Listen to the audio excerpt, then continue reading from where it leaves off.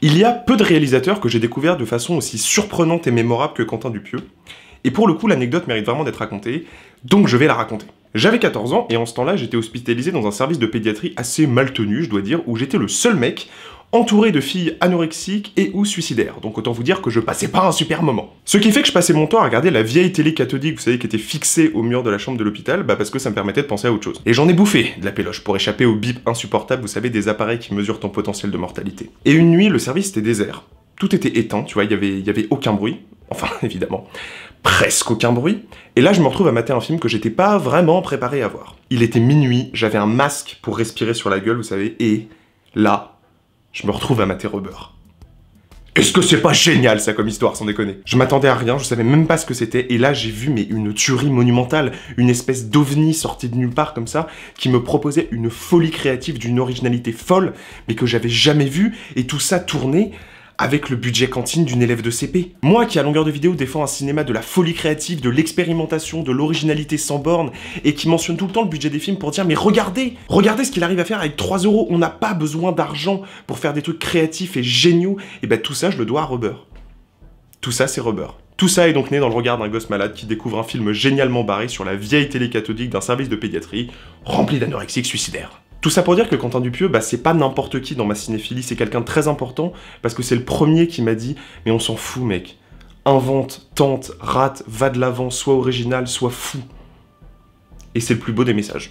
C'est le plus beau des messages envoyés à quelqu'un qui a envie de faire du cinéma, et donc, une histoire d'amour a commencé. Dans toute la splendeur de sa définition, avec des hauts, des bas, mais surtout de beaux souvenirs de cinéma. Pour moi, son must, ça reste réalité, le summum de sa démarche, le sommet de sa créativité, parce que c'est le premier de ces films où l'expérimentation artistique déjantée venait se marier de façon très harmonieuse avec quelque chose de purement cinématographique, dans le sens où on quittait la démarche un peu amateur, et néanmoins plaisante évidemment, de ses films précédents, pour aller vers de la machinerie, vers du travelling, et vers un vrai travail de création de l'image cinématographique qu'il s'amusait à déformer pour mieux y insinuer son univers de malade mental. Chose qu'a d'ailleurs magnifiquement résumé Jacques Audiard dans son vidéoclub avec Combini. C'est vraiment un cinéaste, c'est un truc très très fin, avec cette espèce de chose à laquelle je suis très sensible en fait, c'est que c'est comme une espèce d'extension de l'art contemporain vers le cinéma où on ne sait plus exact. Voilà, c'est dans un intermédiaire qu'on a, et ça c'est très fort. Après, Quentin Dupieux a aussi fait des films que je n'aime pas. Wrong par exemple, j'aime pas. Mais ça reste du pur Dupieux, c'est un film qui bouillonne d'idées, qui déborde d'envie d'expérimenter, de proposer des choses étranges et originales, qui prend des chemins aberrants et absurdes pour raconter son histoire, mais qui a une identité de cinéma tellement forte que t'as plus qu'à fermer ta gueule et apprécier le spectacle. Ce qui fait que même si comme moi on n'apprécie pas forcément le film, il y aura toujours quelque chose à aimer chez Dupieux, c'est que c'est un cinéma de l'audace, et ça, c'est juste merveilleux. Ouais, c'est merveilleux. Mais avec le temps, les choses changent, et les gens changent aussi. On fait de nouvelles rencontres, on prend des nouveaux départs, et on réalise que finalement, on n'était peut-être pas fait pour être ensemble. Ce qui vient en premier, c'est le doute.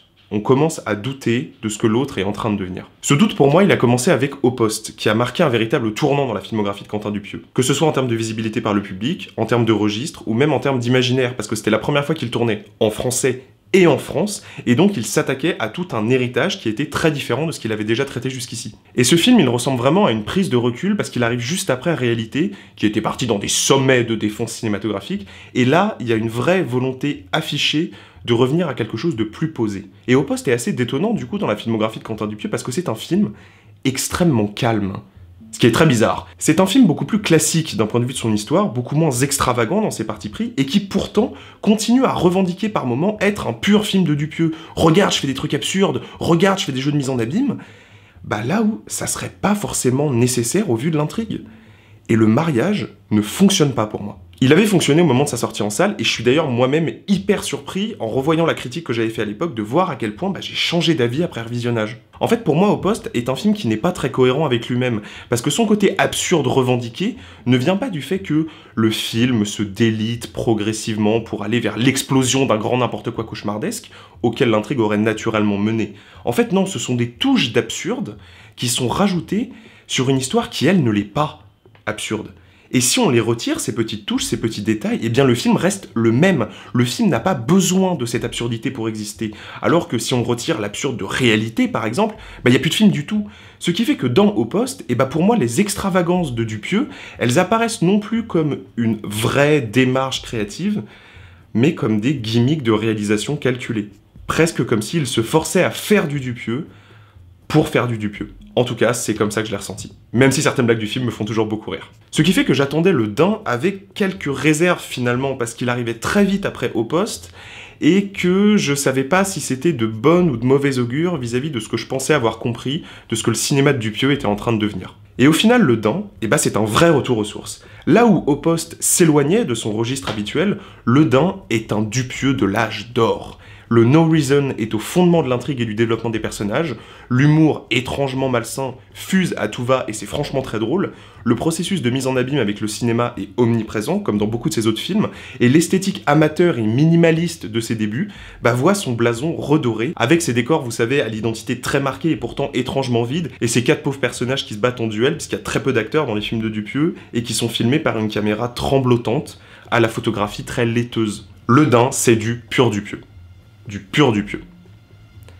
Et juste du Dupieux, finalement. Faut vraiment croire que j'y arrive plus, en fait. En fait, j'arrive plus à voir un style de mise en scène, je vois simplement des gimmicks de réalisation et d'écriture qui nous font nous dire « Ouais, c'est clairement un film de Dupieux », mais sans que ce soit une réelle plus-value. Presque comme si sa mise en scène si particulière, son style, était devenu quelque chose de très automatique, tu vois, une sorte de référence qu'on applique et qui n'est plus surprenante du tout.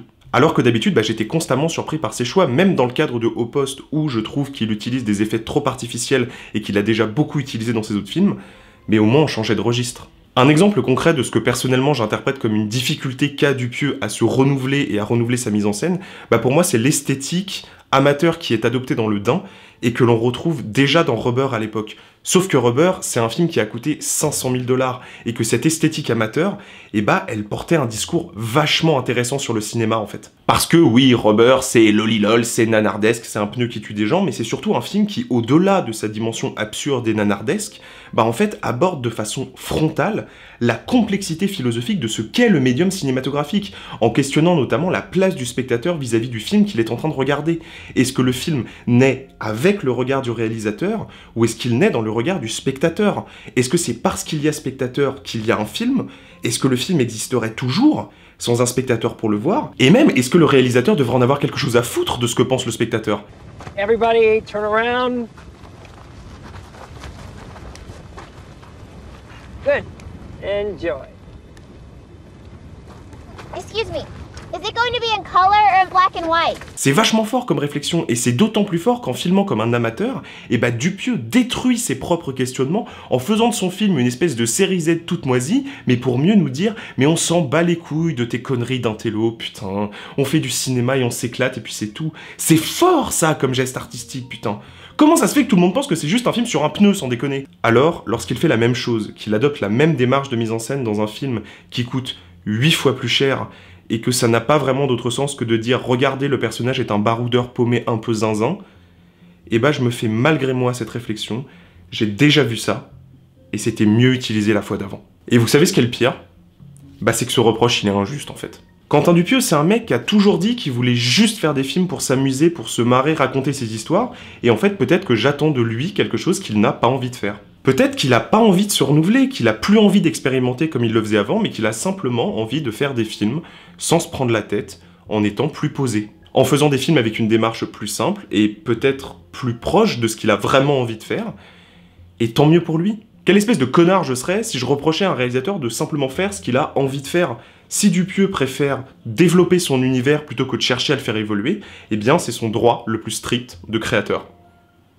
Même si ce sera sans moi. Ça sera sans moi parce que j'ai pas envie d'être ce vieux connard que tout le monde déteste, qui se dit à chaque fois qu'un nouveau film sort, même s'il y a un petit changement de registre, bah de me dire c'était mieux avant quand il essayait vraiment des trucs niveau mise en scène.